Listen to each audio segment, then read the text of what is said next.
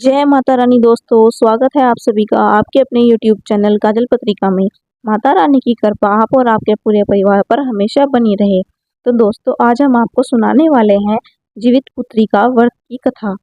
आश्विन मास के कृष्ण पक्ष की अष्टमी तिथि को जितिया या जीवित पुत्रिका व्रत रखा जाता है। यह व्रत महिलाएं अपनी संतान की सलामती व खुशहाली के लिए रखती हैं। इस व्रत में भगवान जीमूतवाहन की विधिवत पूजा की जाती है। हिंदू धर्म में जितिया व्रत को कठोर व्रतों में से एक माना गया है। व्रतीय महिलाएं करीब 36 घंटे का यह व्रत निर्जला व निराहार रखती हैं। इस व्रत में भगवान जीमूतवाहन की विधिवत पूजा करने के बाद व्रत कथा सुनने का विधान है। चील और सियारन से जुड़ी जितिया व्रत कथा।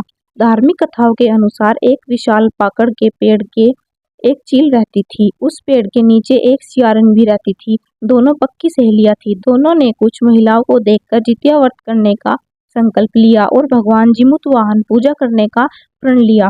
लेकिन जिस दिन दोनों को व्रत रखना था, उसी दिन शहर के एक बड़े व्यापारी का निधन हो गया और उसके दाह संस्कार में सियारिन को भूख लगने लगी थी। मृत्यु देखकर वह खुद को रोक न सकी और उसका व्रत टूट गया।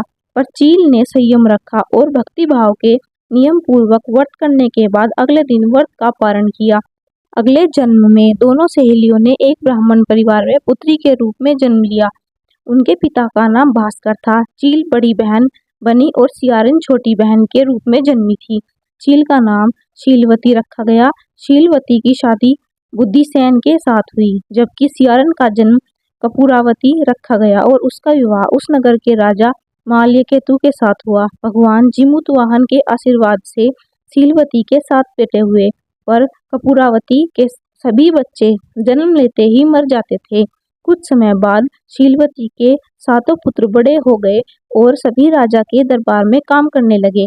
कपूरावती के मन में उन्हें देखकर जलन का भाव आ गया।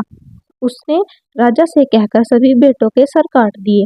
उन्हें 7 नए बर्तन मंगवाकर उसमें रख दिए और लाल कपड़े से ढककर शीलवती के पास भिजवा दिए। यह देखकर भगवान जीमूतवाहन ने मिट्टी से 7 भाइयों के सर बनवाए और सभी के सरों को उसके धड़ से जोड़कर उन पर अमृत छिड़क दिया और उनमें जान आ गई। 7 युवक जिंदा होकर घर लौट आए। जो कटे सर रानी ने भेजे थे वह फल बन गए। दूसरी ओर रानी कपूरावती बुद्धिसेन के घर से सूचना पाने को व्याकुल थी। जब काफी देर तक सूचना नहीं आई तो कपूरावती खुद बड़ी बहन के घर गई। वहां सबको जिंदा देखकर वह सन्न रह गई। जब उसे होश आया तो उसने सारी बात अपनी बहन को बताई।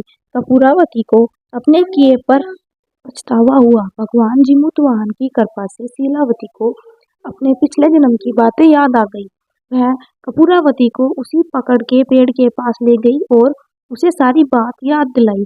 कपूरावती बेहोश हो गई और मर गई। जब राजा को इसकी खबर मिली तो उन्होंने उसी जगह जाकर पाकड़ के पेड़ के नीचे कपूरावती का दाह संस्कार किया।